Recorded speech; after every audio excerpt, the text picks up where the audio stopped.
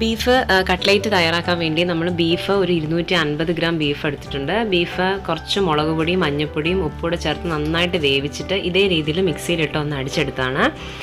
ബീഫിനാകുമ്പം ഒരുപാട് അങ്ങ് അരഞ്ഞു പോകരുത്, ഈ രീതിയിലൊന്ന് അടിച്ചെടുക്കുന്നതാണ് ഏറ്റവും നല്ലത്.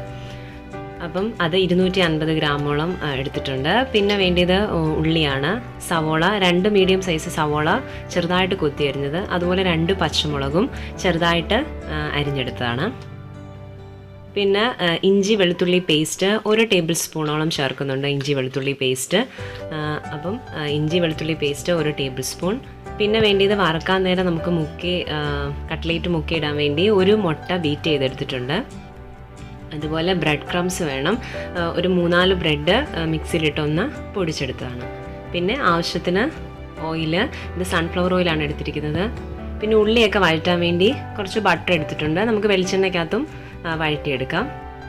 പിന്നെ പൊട്ടറ്റോ ആണ് വേണ്ടിയത്. പൊട്ടറ്റോ ഒരു 2 പൊട്ടറ്റോ പുഴുങ്ങി ഇതുപോലെ പൊടിച്ചെടുത്തേക്കുവാണ്. പിന്നെ മുളക് പൊടി 1 ടീസ്പൂണും ഉപ്പ് ആവശ്യത്തിനും ചേർക്കണം. പിന്നെ കുരുമുളക് പൊടിയും 1 ടീസ്പൂൺ എടുത്തിട്ടുണ്ട്.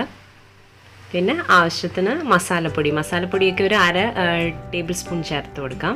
അപ്പം ഞാനിപ്പോൾ ഒരു ചീനച്ചട്ടി വെച്ചിട്ടുണ്ട്, അതിലേക്ക് കുറച്ച് ബട്ടർ ഒഴിച്ചു കൊടുക്കുകയാണ്. നമുക്ക് ഉള്ളിയൊക്കെ ഒന്ന് വഴറ്റിയെടുക്കാം.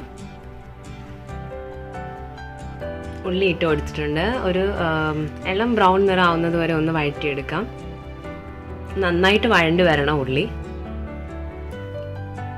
ഇപ്പോൾ ഏകദേശം ഒരു ബ്രൗൺ നിറം ആയിട്ടുണ്ട്. ഈ സമയത്ത് നമുക്ക് പച്ചമുളക് ചേർത്ത് കൊടുക്കാം. അതിലേക്ക് പച്ചമുളക് ഇട്ട് ഒന്ന് വഴണ്ടി വരുമ്പോഴത്തേക്ക് ഇഞ്ചിയുടെയും വെളുത്തുള്ളിയുടെയും പേസ്റ്റ് കൂടി ചേർത്ത് കൊടുക്കാം. ഇതൊക്കെ നമ്മുടെ ടേസ്റ്റിനനുസരിച്ച് ചേർത്ത് കൊടുക്കാം. ഇഞ്ചി വെളുത്തുള്ളി പേസ്റ്റൊക്കെ ഇടുന്നത് കട്ട്ലേറ്റിനൊക്കെ നല്ലൊരു ടേസ്റ്റ് കൊടുക്കും. പിന്നെ വേണ്ടിയത് കുരുമുളക് പൊടി ചേർത്ത് കൊടുക്കുകയാണ്. പിന്നെ ആവശ്യത്തിന് ഉപ്പ് കൂടി ചേർത്ത് കൊടുക്കാം. മുളക് പൊടി ചേർത്ത് കൊടുത്തിട്ടുണ്ട്. ഇനിയിപ്പോൾ ഇതെല്ലാം കൂടി ഇട്ട് നമുക്ക് നന്നായിട്ടൊന്ന് ഇളക്കി കൊടുക്കാം. ഈ മസാലയുടെയൊക്കെ ഒരു പച്ചമണം ഒന്ന് മാറുന്നത് വരെ ഒന്ന് മിക്സ് ചെയ്തെടുക്കുക. അതുപോലെ തന്നെ ഉള്ളിയും നന്നായിട്ടൊന്ന് വഴണ്ടി വരണം. അപ്പോൾ അത്യാവശ്യത്തിന് ഉള്ളി വഴണ്ടി വന്നിട്ടുണ്ട്. ഇനി ഇതിലേക്ക് നമ്മൾ ബീഫ് അരച്ച് വെച്ചിരിക്കുന്നതോടെ ചേർത്ത് കൊടുക്കുകയാണ്.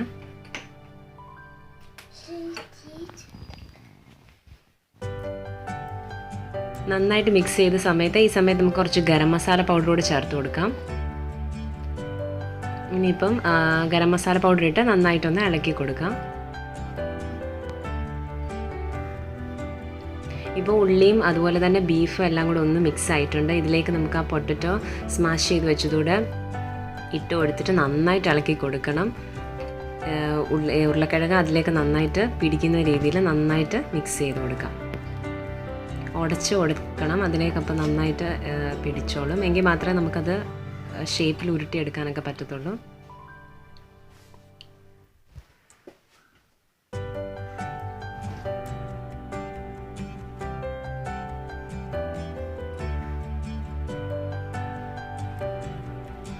ഇപ്പോൾ ഇത് നന്നായിട്ട് മിക്സ് ചെയ്തെടുത്തിട്ടുണ്ട്. ഇനി നമുക്ക് വേറൊരു പാത്രത്തിലേക്ക് മാറ്റാം.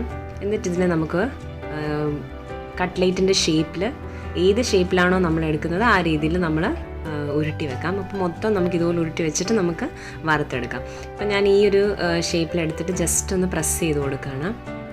കൈ കൊണ്ട് തന്നെ ഈ രീതിയിലെടുക്കുക. ഇതിലും ചെറുതായിട്ടാണ് നിങ്ങൾക്ക് കട്ട്ലേറ്റ് വേണമെങ്കിൽ നിങ്ങളുടെ രീതിയിൽ ഷേപ്പ് ചെയ്തെടുക്കുക.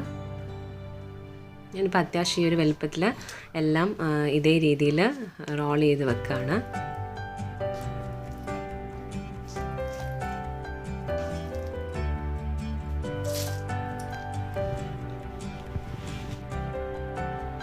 മുഴുവൻ കട്ട്ലേറ്റ് മിക്സും നമ്മൾ ഇതുപോലെ റോൾ ചെയ്ത് വെച്ചിട്ടുണ്ട്. ഇനി ഇത് നമുക്ക് മുട്ടയിലോട്ട് ഒന്ന് ഡിപ്പ് ചെയ്തതിന് ശേഷം ബ്രെഡ് ക്രംസിൽ മുക്കിയിട്ട് നമുക്കിത് വറുത്തെടുക്കാം.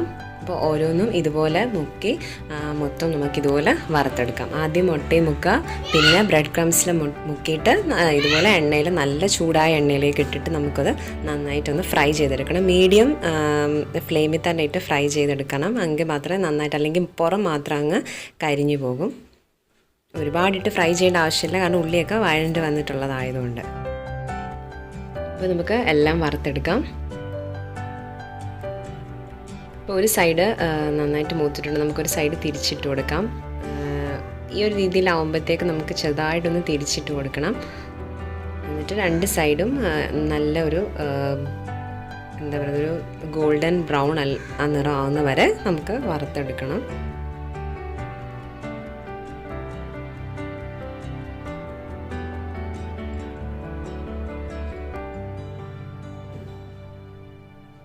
ചിക്കന് വെച്ചിട്ടാണെങ്കിലും നമുക്ക് ഈ രീതിയിൽ തന്നെ കട്ട്ലേറ്റ് ഉണ്ടാക്കാൻ പറ്റും. ഇത്രയും മൂത്താൽ മാത്രം മതി. ഇനിയിപ്പോൾ നമ്മൾ എടുത്ത് വെക്കുന്ന സമയത്ത് കുറച്ചുകൂടെ ഒന്ന് ഇരുന്നൊന്ന് മൂത്തോളും. അപ്പം ഈ ഒരു രീതിയിൽ നമുക്കിത് മാറ്റാം. അങ്ങനെ നല്ല അടിപൊളി ടേസ്റ്റി ആയിട്ടുള്ളൊരു ബീഫ് കട്ട്ലേറ്റ് റെഡി ആയിട്ടുണ്ട്. നിങ്ങളെല്ലാവരും ഈ രീതിയിലൊന്ന് ട്രൈ ചെയ്ത് നോക്കണം, ഇതുവരെ ഇതുപോലെ ട്രൈ ചെയ്തിട്ടില്ലാത്തവർ.